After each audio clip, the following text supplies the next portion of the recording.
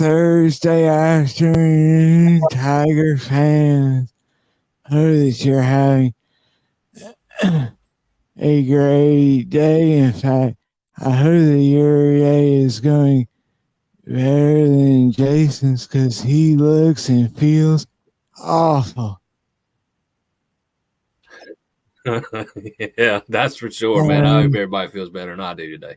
I mean, you look like the Walking Dead.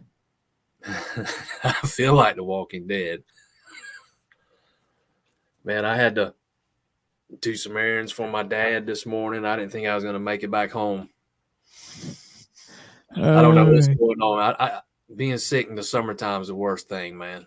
Yes, it is. Yes, it is. There's nothing worse than that.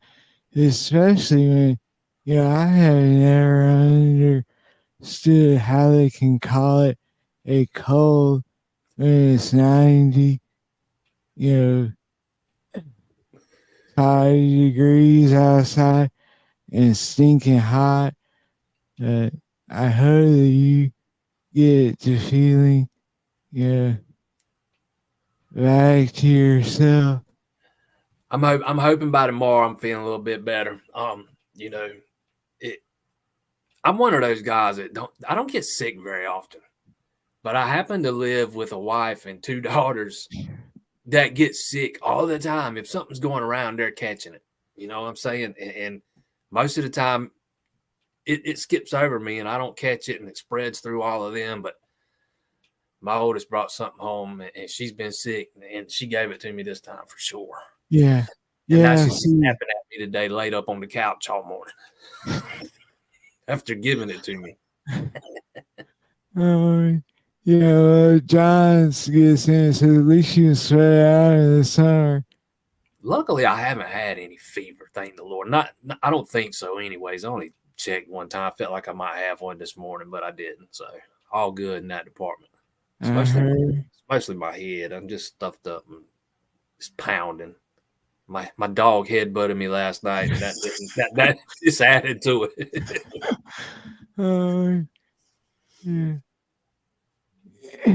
Yeah. We will soldier on, though. That's right. So welcome in Clemson Tigers Radio. You can join the conversation on Facebook, Twitter, YouTube, and as always, you can text us your comments, complaints, well wishes for Jason at 864-643-5336. So, aside from you feeling and looking rough, there has been a little tiny bit of the first domino to fall in the expansion talk, and this coming out, let's see, I guess about 20 minutes ago now. Yeah.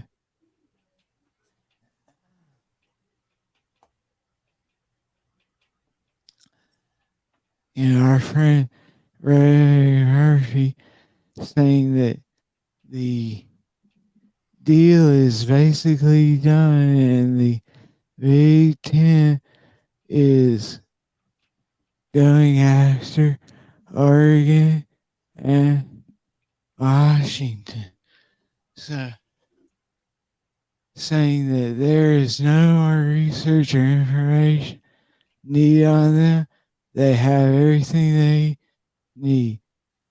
So, your thoughts on this? As this is really, I think, the two teams that everyone is kind of keeping an eye on. Yeah, those are definitely the two teams that everybody's kind of keeping one eye on. When you take USC, UCLA, maybe you need to add a couple more of those Western teams to kind of, pair up with those guys. Pair up's not really the right word, but so they don't have to travel so far every single week. But Yeah, Kind of, so that you can have like a East and a West division. right. And you touched on it. You said first couple of dominoes, and I think this was always something that was going to happen before you ever heard anything about any movement with any ACC teams, because the Pac-12s, they're at the end of their television deal, trying to negotiate a new one, which is, they have had all kinds of pitfalls. It looks, it kind of sounds like there might not even be on television, just streaming, if you read some of that stuff out there. But no reason Oregon or Washington want to hang around and fall further behind. Question now becomes, if this does eventually happen, which I kind of think it's going to at some point, how long before we start seeing more than grandstanding from Florida State, some real movement with ACC teams and what it would take for somebody to get out, or somebody challenges that grant of rights or whatever, because it's coming. It's not a matter of if, it's a matter of when. Yeah, the ACC is dead, and so like you said yesterday, to me it's just, you know, really, excuse me, uh, which teams go to which other conferences. And I think, like you said, it is time for FSU to, craft or get off the toilet, because they are, to quote the great philosopher Jay-Z, they are lives and motorbike. But, are they going to bust a grape in a food fight? I think that is, you know, really where they're at. They're talking a lot right now. It is time, especially if this news is accurate. I think you're going to see more than talk. Yeah, for me, it's just a matter of how it unfolds and when, not if. Like I said a minute ago, it's coming. These teams can't survive in the ACC under this television agreement when you're trying to compete with teams in the Big Ten and the SEC. And Florida State's just doing so much, beating their chest over this thing right now. I'm not sure what they really get out of it. Everybody knows they're They unhappy. get coverage. They get a lot of that, but man, I some of mean, it's not. It's a bad look to me, and some of it, anyways. I yeah, mean, don't tell me you're not worried about the grant of rights. The grant of rights, that document's not what's going to hold you in this league. That document's why you're still in this league today. If it was mhm. as easy to get out as some of them are making out to be, they'd already be out. Somebody would have already came in and swooped them out of there. But no other conference, Big Ten or SEC, they're not jumping on any of these ACC teams until that stuff is ironed out. And you sit there and look at Clemson, and you just don't hardly hear anything, because they go about operating in such a different manner. This is Yeah, Clemson is handling this thing the right way, in a classy way. Yeah, if you think that Graham and the uh, trustees at Clemson are sitting on their ass and not doing anything, you're full of it.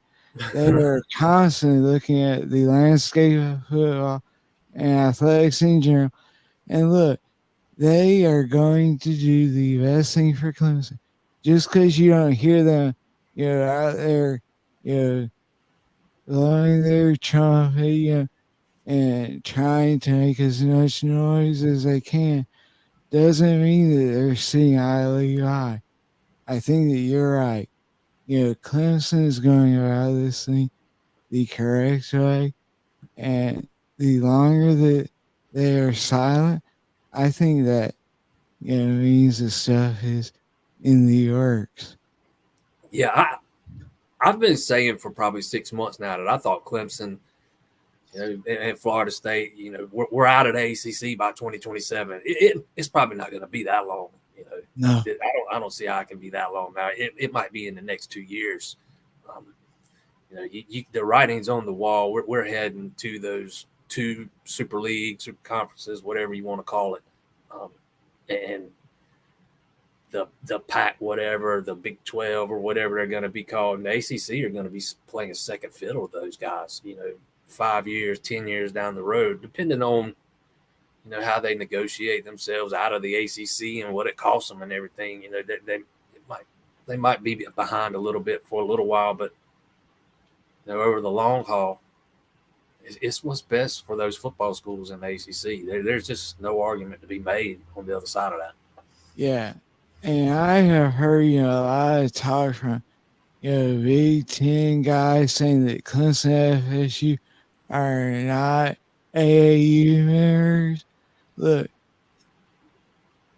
the academic side of things, that is something that is easily handled. And Clemson's starting a vet program. They are one of the top engineering schools in the nation. Yeah, they have all the accolades and stuff, as a top 20 program. In fact, the Clemson has a better academic standing than, than some of these schools that are in the AU now. So that is a joke. It is not something that will hold Clemson back. And honestly, if you're Clemson, I think that you're actively looking at the Big Ten as your future home. Yeah, I don't think the AAU is alone by itself keeping you out. Look at Nebraska; they're not an AAU team. Um, I know all the other schools are, and the Big Ten's big on academics. But guess what? So is Clemson. Mm-hmm. Their vision for the school and mission statement and all that. If you get right down to it, it kind of aligns more with the Big Ten and the SEC. I know the football program might feel more like a SEC school, but if you're talking about overall the university, it feels, I think it's more comparable with the Big Ten. But for me, the question is when the Big Ten starts making these moves officially, does the SEC sit idly by and watch? And when they do get ready to make their next move, where do they go? Do they sit by and let the Big Ten poach the ACC's two biggest brands, or will they try to poach them themselves? I think I said this the day before yesterday that I heard when the SEC expanded next, it would probably be in the Virginia and North Carolina. Mm-hmm. But that don't mean anything, man. That was back during college baseball season. There's 100 things that's changed since then. It's going to make for an interesting next 12 months or whatever. I agree. We are getting lots of comments over here. We are going to try to get to as many as possible. First, ESPN host saying that if they are the Big Ten, yeah, yeah, honestly, it would hurt the Big Ten because the Big Ten is locked in their own town as well as Fox. And so, yeah, the the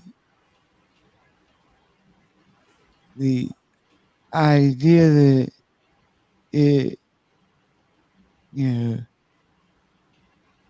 is good for ESPN is not even close to accurate. So I mean, yeah,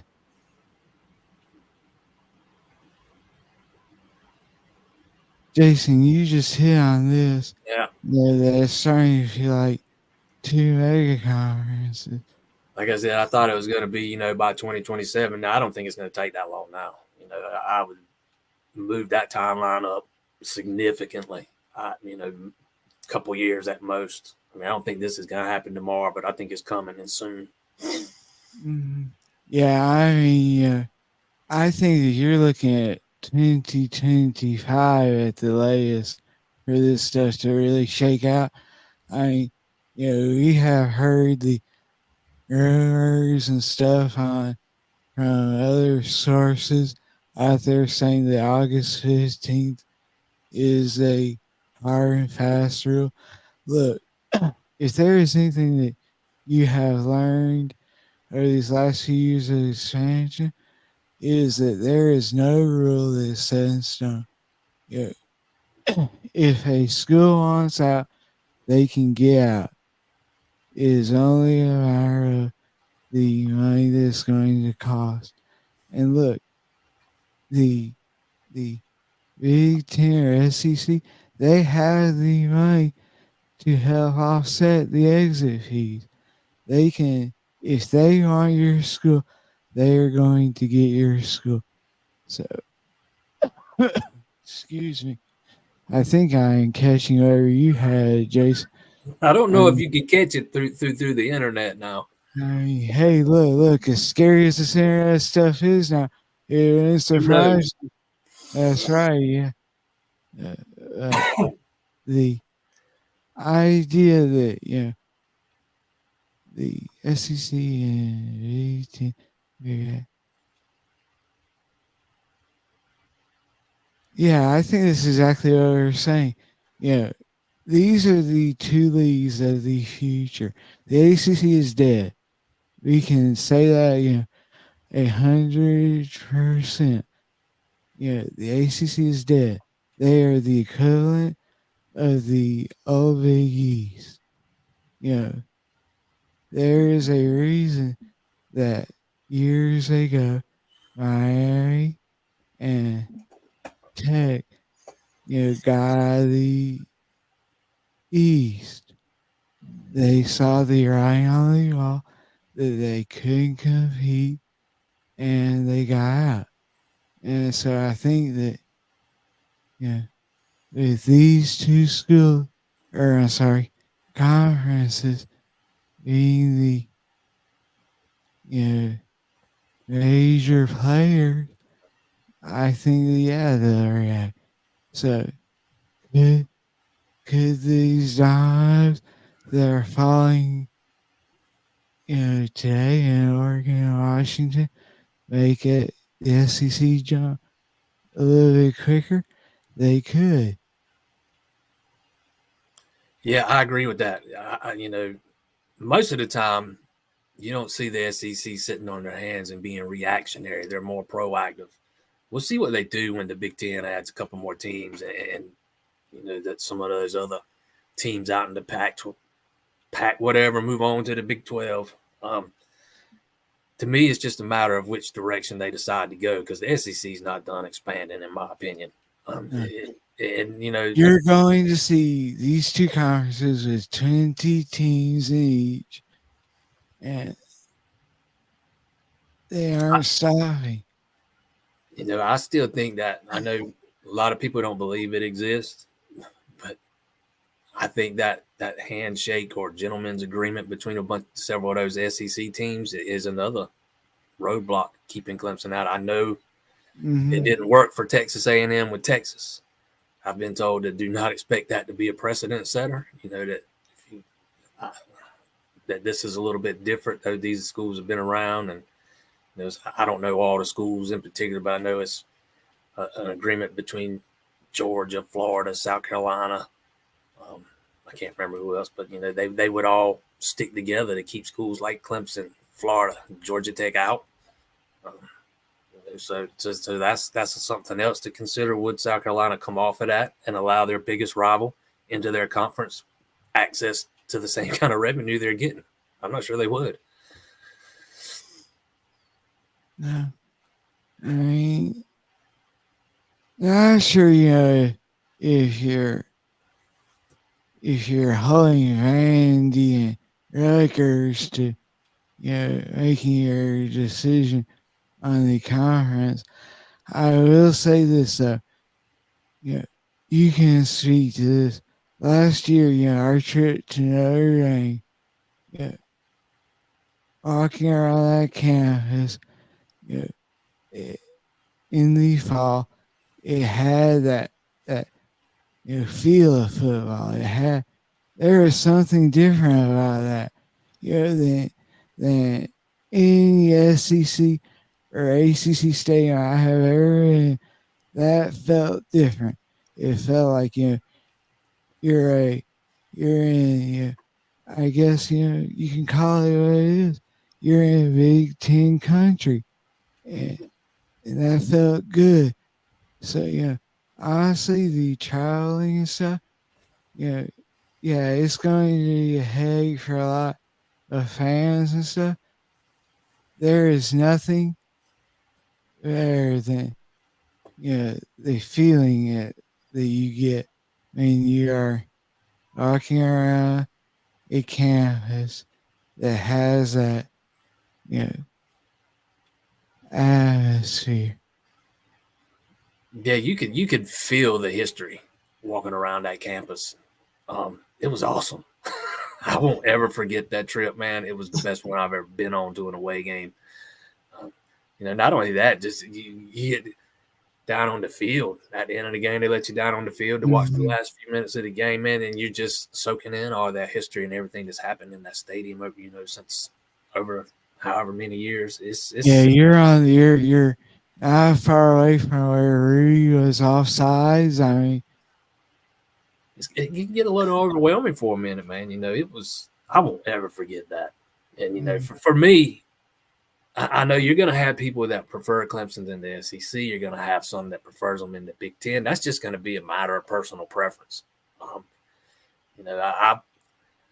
I went in depth on my opinion on that the other night, so I'm not going to rehash that. But for the yeah, you got a professional, little fiery the other night.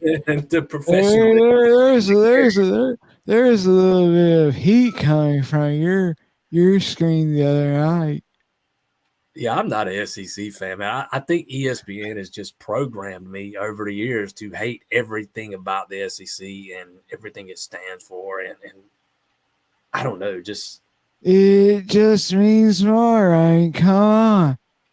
I hear that term SEC speed. I just laugh. You telling me that nobody else has got that kind of speed, man? Come on. Yeah. I get it. I know what the SEC is. Hey, I listen, understand listen, all that. listen. When those running backs in the SEC put their foot in the ground, they just do it a different way. All they got to do is fart one time and they gone. Oh, yeah. It's about like me.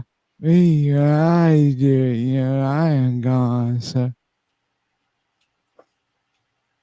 Laura wants to know, where do we think Clemson ends up? I think they end up back at their roots in the Southern Conference. uh, Playing Furman every week. That's right. Uh, I this, have no idea how this thing is going to play out personally. We talked about it the day before yesterday, but if you look at some of the things Clemson's done, you know, the sports they've added, some of the things they've done to improve their academic standing, the new veterinary school or whatever they've got opening up over there, screams Big Ten. The SEC does not even have men's soccer. That's one of yeah, Clemson's storied programs. yeah. I was about to say the men's soccer rankings were just released the other day. Clemson's in the top 25 in that. They're 2 years removed from a national title. I mean, you're going to tell me that the they're going to love going to a conference that doesn't even support one of their biggest Olympic sports? Yeah, I just think everything they've been doing just kind of screams Big Ten. But I think at the same time, you have to make yourself as attractive to possible as attractive as possible to both whoever comes calling first. Whenever you can work it out, that's what you roll with, man. You can't afford to sit on your hands and pass a spot up. Yeah, I think a lot of people are under the idea, at least, that this is purely a football decision. However, you know, it is about the how your university is viewed from a national. Goodness, Jason, you're giving me like all kinds of sick over here. Uh, Apologies. yeah, thank you. Uh, yeah, it has a lot to do with how your university is viewed from an academic standpoint. I mean, so yeah, this decision is going to affect football. However, it is going to affect your school's academic standing, how they're viewed nationally, grants and stuff like that they're able to receive. And I think that Clemson aligns more academically, like you're saying, with the Big Ten than the SEC.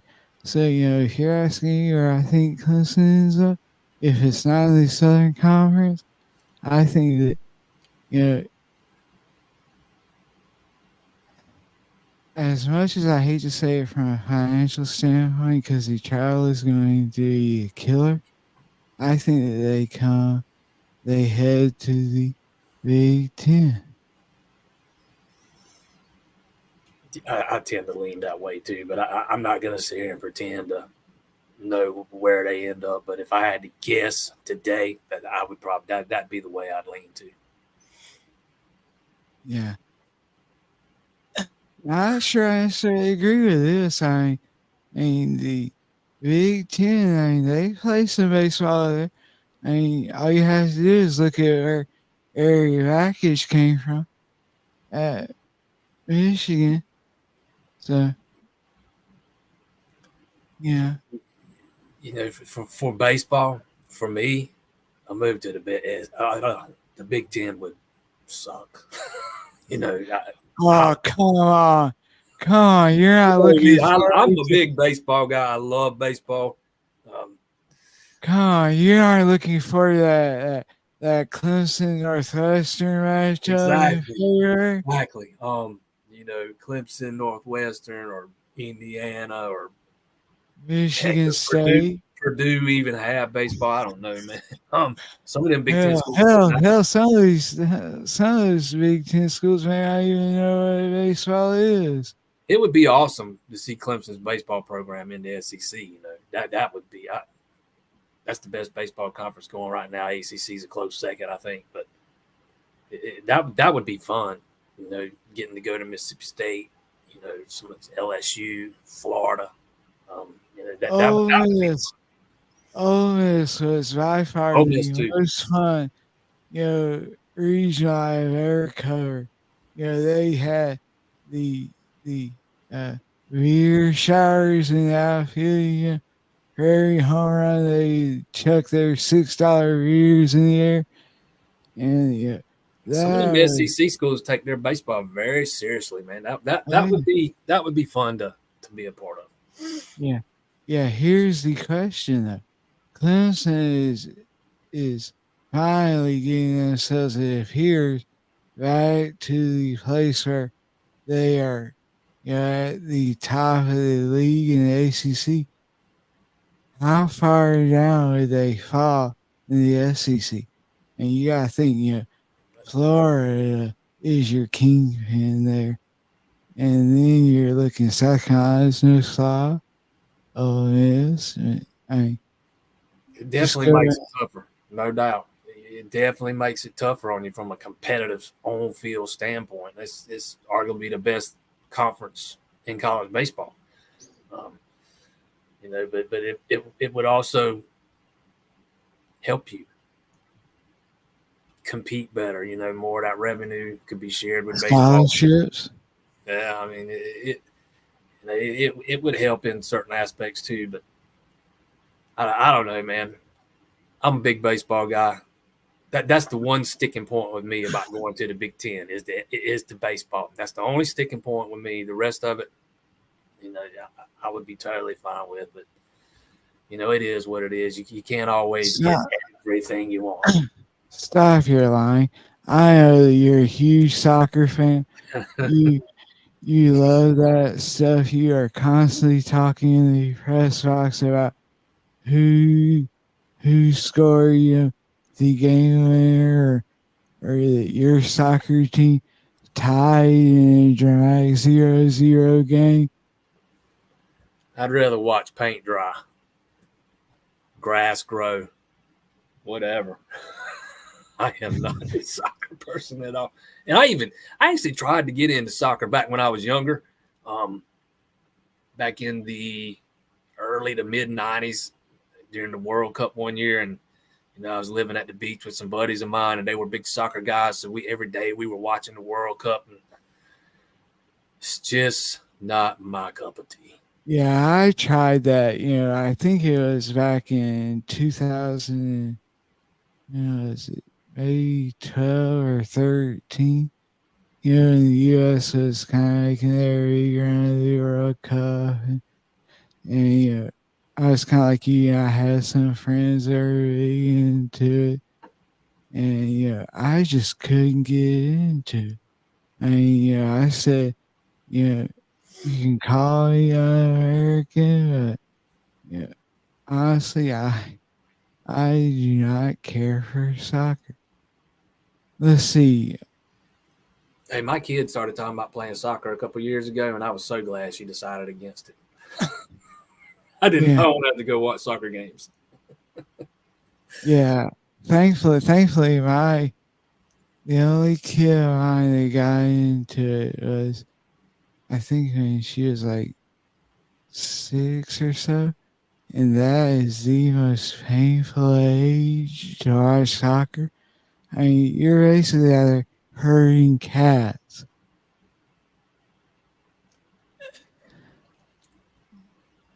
All right, so Kay, let's see here. You have to clarify. I mean, was the night game at Notre Dame?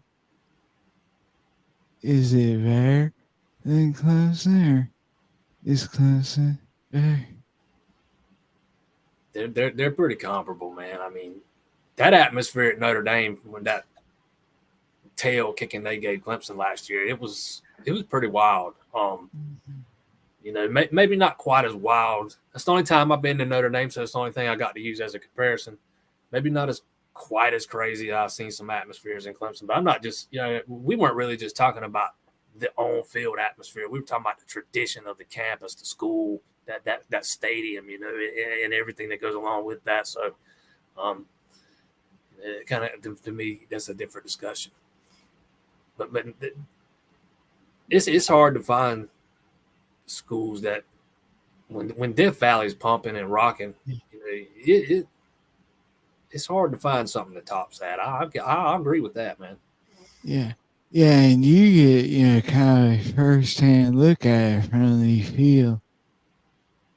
Like last year, the last few years there have not been that game that provided that atmosphere since Louisville maybe in 2016.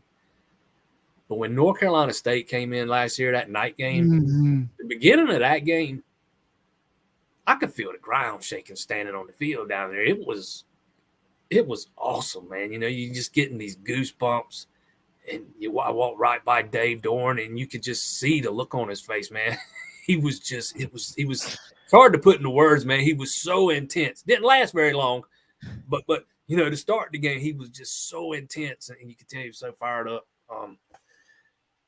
But that was a heck of an atmosphere, at least for the first half before Clemson really started pulling away. It kind of died off a little bit after that, but there have been some phenomenal atmospheres in Clemson, over the years.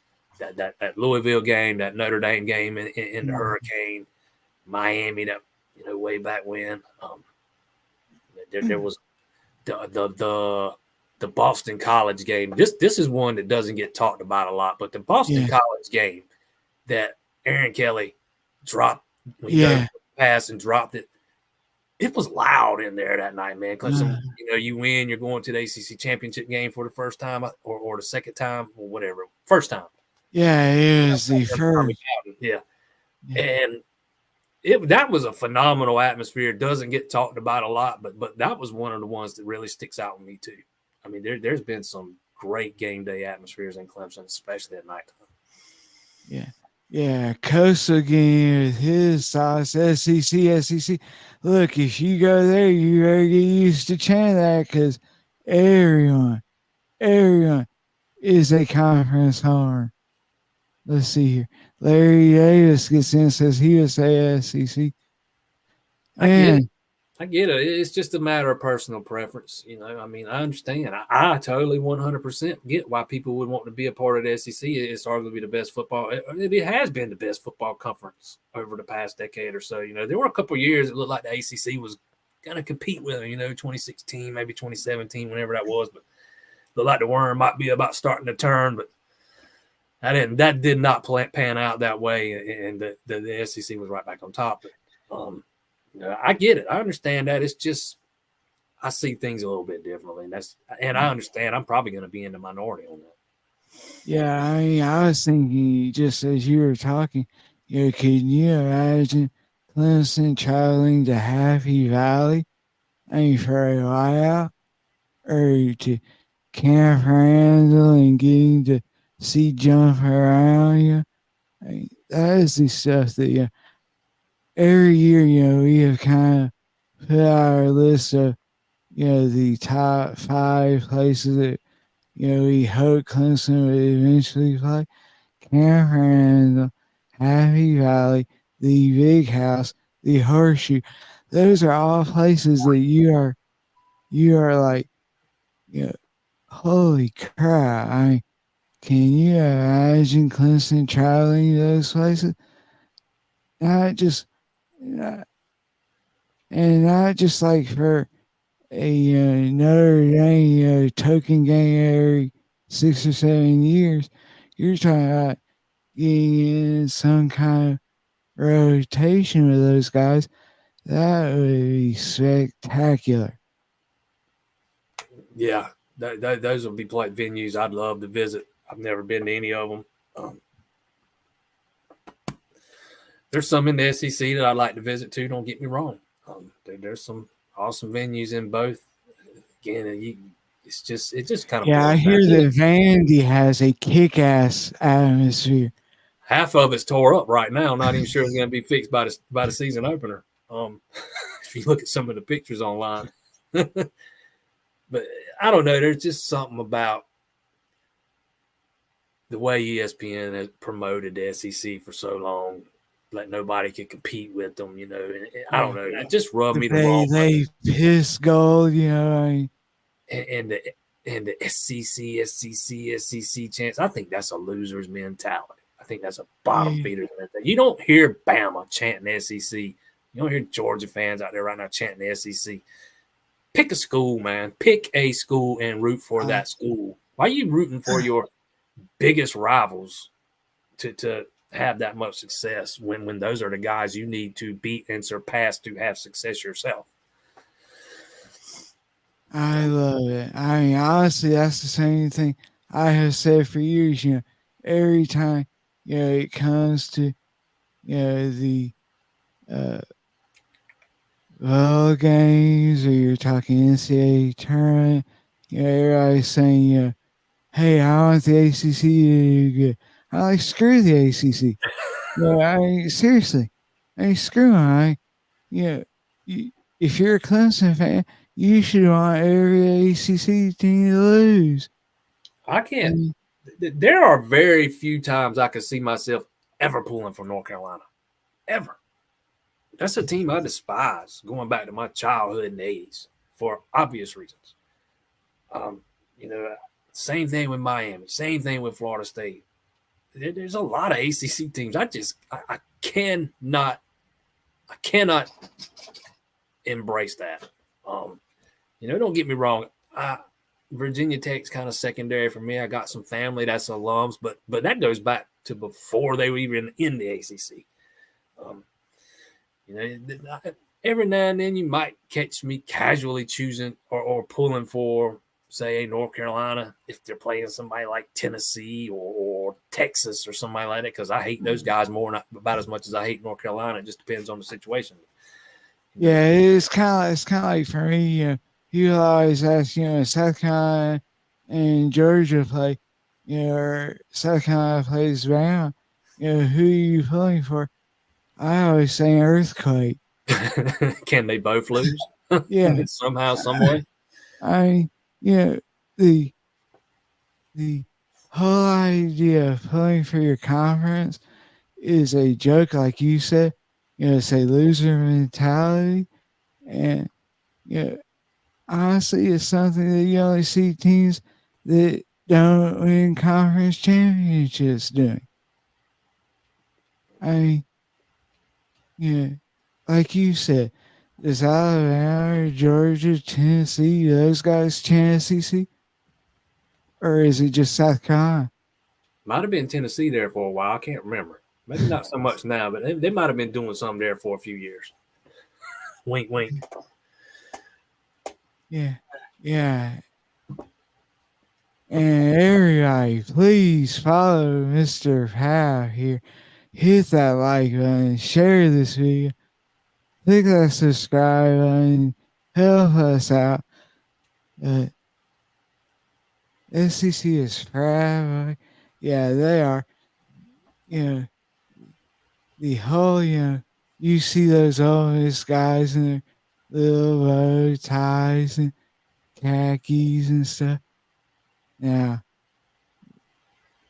the the girls in sundresses all okay. The frat, the guys, in their ties and jackets when it's 100 degrees outside. That Yeah, is bow so ties too. stupid. Bow ties when it's 100 degrees outside. Yeah. The and I speak from personal experience. When I got married, I had a little bow tie, and the thing of that is, I couldn't get like the clip-on kind. I had to get like the old-fashioned kind, yeah, and so that turned me off to them in a hurry. I don't know. It's one thing to wear a bow tie to church or get married in. It's another thing to wear one to a football game. Yeah. Oh, come on. Listen. That's going to be our uniform for all Clemson Tigers this year. You show up in that press box, you better have your bow tie on, Oof, that's gonna be hard. That's or gonna be hard. it's going to be hard for you down the field snapping those photos in a bow tie. In fact, I might have to stand in front of a player on purpose this time. Just mess it all up. yeah, yeah, yeah, or you might have some players actually aiming for you. It might be. Hey, look at that dude in the bow tie. Let's take him out. Uh, yeah. Well, look, we only have 15 minutes left, so if you have a comment that you want to give, feel free to do so. It is back tonight. Football is back. Deshaun Watson takes the field tonight in the NFL's first preseason game. Does the preseason NFL stuff excite you at all, Jason? No, I watch very little preseason games unless I have to for some reason. I used to. Oh I yeah, used to watch all of them. speaking of which, you're on Deshaun Watson duty tonight, so need 400 words on his performance. I don't even know. It's the Hall of Fame game. I probably do have access to that, but I'm a cord cutter, so I don't have access to a ton of NFL games anymore. Listen. We don't need to know about your personal life or what your wife has had you do. I'm not. I used to be a big NFL guy, bigger than I was a college football guy. Somehow that just kind of slowly reversed itself over the years, and now I'm much more into college than I am NFL. It probably has a lot to do with the team that I pulled for ain't won jack since I was in high school, and I turned I turned 49 today, so it's a long time ago. And just so everybody knows, what team is that? Come on, let's hear it. Let's hear it. Dallas That's right. Cowboys. That's right. Yeah, Yeah. it's a funny story, man, how I ended up a Cowboys fan. There's these older kids that grew up living on the same street as me, probably 7, 8 years older than me. There were 4 of them, and they were all Steelers fans except for one. One was a Cowboys fan. So when I was real young, I wanted to be like him, so I was a Steelers fan. They'd come over to my house and throw the football around with me in the front yard some, I guess on days they were bored or something after school. And they would pick on that one Cowboys fan all the time because that was back. As well they should. That was back when they sucked, when Danny White was on the back end of his career and they couldn't win a game. So I remember telling him one day, I'm going to start liking Dallas so you won't be by yourself getting picked on. And that is how my fandom for Dallas actually started, man. It's weird, and I don't know how it stayed that way, but it did. Yeah. So at least you're Dallas. I love this comment. Hey, that didn't hurt. That did not hurt. Although I was not one of those guys that had the posters of the cheerleaders on the wall or anything, man. I was a big Dorsett guy. I love Tony Dorsett. All right, listen. This is not the place to admit that you had pictures of him on your wall. I didn't say I had him on my wall. I just said I was a big Tony Dorsett guy. Yeah, I guess, I can't have a whole lot of room to talk because you see, my helmet back there. One of my closest friends, he was a Dolphins fan too. So, yeah, I have, been a Dolphins fan my whole life. It goes back to, I lived in Miami growing up, and actually, our family doctor was the doctor of the team, and so I remember going into the doctor's office, and Mark Duper and Mark Clayton both were in there, and Duper wrote a little poem for me on a scratch sheet of paper. That's awesome. Two great wide receivers from my childhood. Hey, wait a minute now. At least Dallas has actually won something, man. They've won 5. Come on now. They've won 5. I know it's been 40 years, but they did win 5. That's a bad comparison. Although I get where you're coming from, bad comparison. Well, I kind of like that comparison. I like I mean, if we're just talking the last 40 years, if you're younger and you weren't around for those days, I grew up in the 70s and 80s, so I remember those 5. Of course, you have to look at Carson here. He's got a Patriots logo as his sign. Back then, the Patriots could barely win 3 games every year, man. I remember looking forward to watching, Indianapolis and New England play back then, to decide who sucked worse. It was actually Baltimore for a long time and then Indianapolis. But, New England kind of got that thing turned around. Dallas kind of went back in the opposite direction. And I don't know. We could talk all day about that. Larry's coming in here hot for you. My dad's a diehard Redskin, so it kind of irked him a little bit when I ended up a Cowboys fan. He used to bring these little, sheets home where they would, do a little wagering on the side and pick the winners from every week. And he used to let me pick them for him because it wasn't a lot of money, and every time Dallas and Washington play, I'd pick Dallas, of course. And after Washington beat them like 4 out of 5 or something over a couple years stretch, he said, "You can't take the emotion out of it, boy. You can't feel out no more of these damn Cowboys." Shaking his head. Uh, ouch. Ah. Oh, Jimmy Johnson. I very much disliked Jimmy Johnson when he was at Miami. Not so much when he got to Dallas. It took a while though. It took a while for him to grow on me because I hated the way they did Tom Landry and H. Shram or whatever when Jerry Jones bought the team. I thought they got done wrong.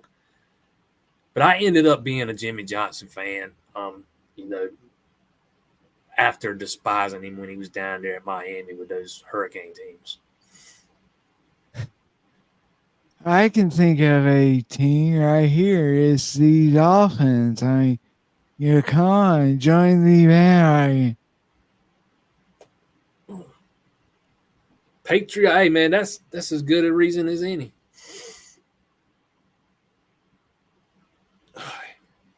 Well, yeah. So really quick, let's hit. The Tigers start camp tomorrow, and just kind of giving y'all a little heads up on the show. There's going to be no show tomorrow, Monday, Tuesday, or Wednesday, because we are going to be at camp.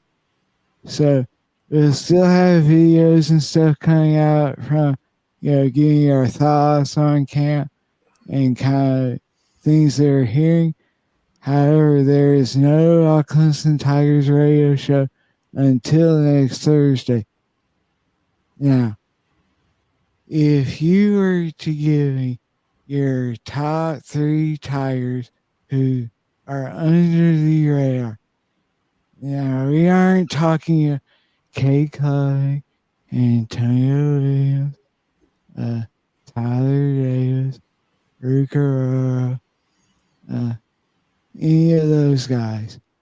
Who are your top 3? I'm gonna lean towards some freshmen here. T.J. Parker on the defensive side of the ball. I think he's going to have opportunities to come in and play or break into that rotation. Not a bunch of experienced depth behind Xavier Thomas and Justin Mascoll. A guy that looked like he was at least, if he wasn't all the way physically ready, he looked pretty dang close to it back in the spring. And on the offensive side, I'm gonna go with Tyler Brown. I think Clemson. I think Tyler Brown can bring. He's on the dynamic side. He's extremely fast. I know he's a smaller guy. Clemson's kind of lacked speed at times. Out wide past couple years. And I know he didn't enroll early. And I'm not saying he's going to come in here and start or anything like that. I just think he can crack the rotation, be a complimentary guy. Maybe he's the guy that comes in and runs some of those jet sweeps because, again, he can move, man. He can roll. For the third guy, give me freshman Harris Sewell, offensive lineman. I think he's going to be in the 2D. I think he was that ready when he got here. I love all 3 of those guys. Clemson signed along the offensive line in the last class. But he was working with the ones back there in the spring some, and they were cross-training him. I think he's a guy that's got high-round NFL potential, and he might be a guy that's hard to keep off the field. I'm not saying he's going to start. I'm just saying I think he's going to be in that 2D.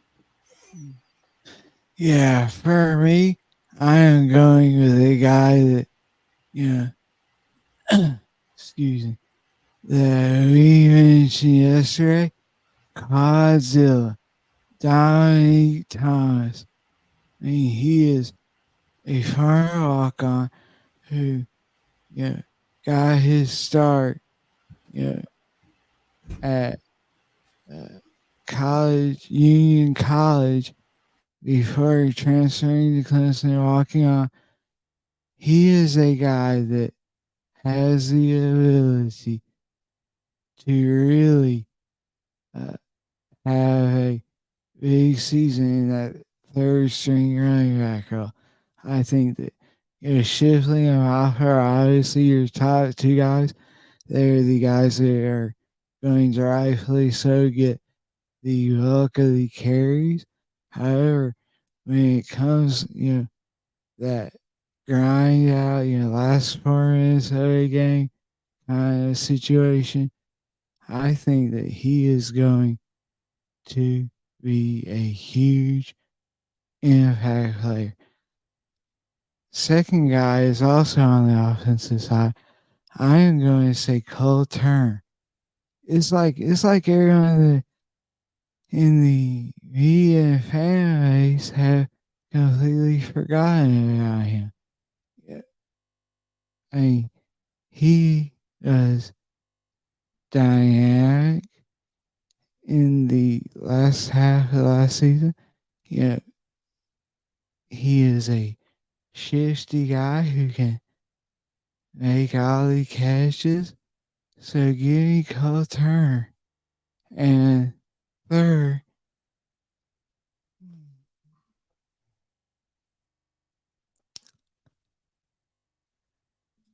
I was actually going to say Khalil Barnes, but since, Carson here hit my first one, I don't want to seem like I'm copying him. So I'm going to say Aiden Swanson. Yeah, I think that he is he is due to have a breakout year as the punter.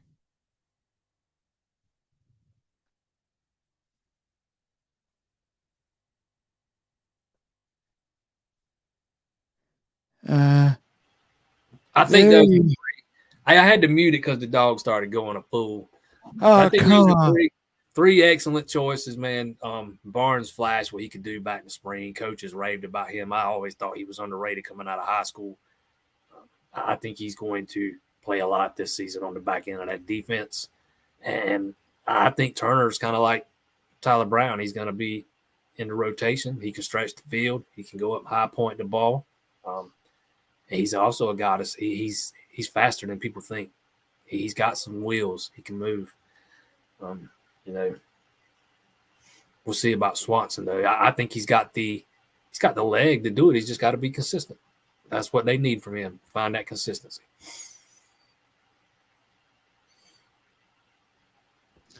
I think we actually had. Let me see here.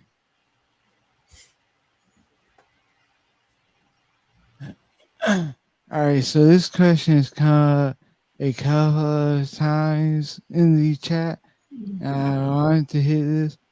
Uh, no, he cannot play this Actually, he year. can if he gets a waiver. He Oh needs a yeah, waiver, but he can. And last I heard, it sounded like he might get one. We'll see. Maybe he does, maybe he doesn't.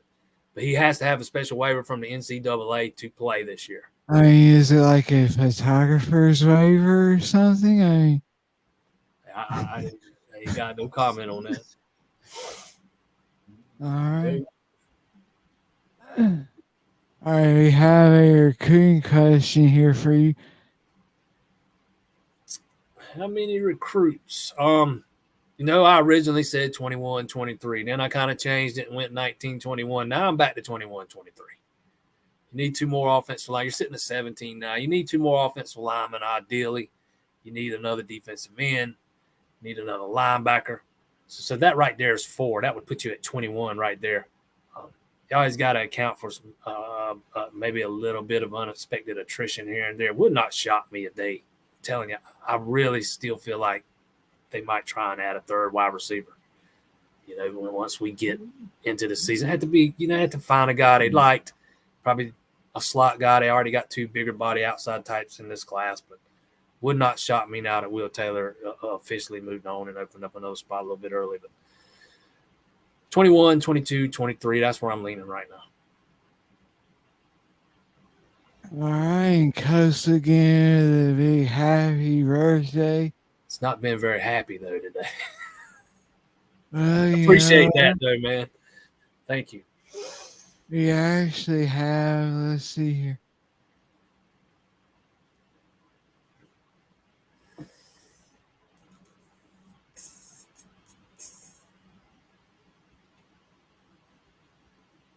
There you go. I'm not a guy that, my daughter was, I told you, or I told you before we went on air that I took some NyQuil last night. I'm not a guy that takes very much medicine. I just never have been, and haven't taken anything today, but I think I am fixing to go pop a couple ibuprofen because I got a headache. My kid was trying to, shove some Mucinex down my throat before we went on live here this afternoon. So, we got some in there. I actually bought it for her a few days ago. Now it's me that probably needs it. Yeah. How ironic. I would like to see how many likes this video can get if Jason does the next show on like a full dose of NyQuil. Let's see. Let's see how good this show can get if Jason's drugged up. I was a little, again, I don't take that stuff very often, and I probably took more than I should have because I wanted to go to sleep and I couldn't sleep, and I ended up. I don't remember a whole lot about late last night, so it would probably be very entertaining. That stuff is great. I mean, I just ignore the cuss they give you, with the NyQuil. I just drink it straight out of the bottle. That's what I did. Yeah, it's like come on, Listen, I want to let everyone know that we have a live show coming up August 23rd at Alumni Hall in downtown Clemson. It is our college football kickoff show. And listen, we have so much swag to give away. It is insane. We have these little mini footballs here. We also have these, I forget what the kids say, how they say it. They say, is this drip or something? Drip. Swag. Drip. Yeah. Whatever. I don't know. I don't know either, man. I'm pretending. Yeah. The drip or swag or whatever shirts. We have shirts. We'll actually have, let's see, a very, very limited number of Nike hats that we're giving away. We have cups, koozies, water bottles. So we have tons of great stuff for y'all. You have to come see us though at Alumni Hall, August 23rd, 6 o'clock. Myself, Jason, and Bradley will be breaking down the college football season, give you our predictions on, Final Four, the standings, who we see winning the national title. All that stuff is coming your way. And if she don't start behaving, she's gonna be banished outside. It's the most stubborn dog I've ever had, man. She is stubborn and spiteful. Don't get me wrong, man. She's a sweetheart, man. If she don't get her way. Yeah.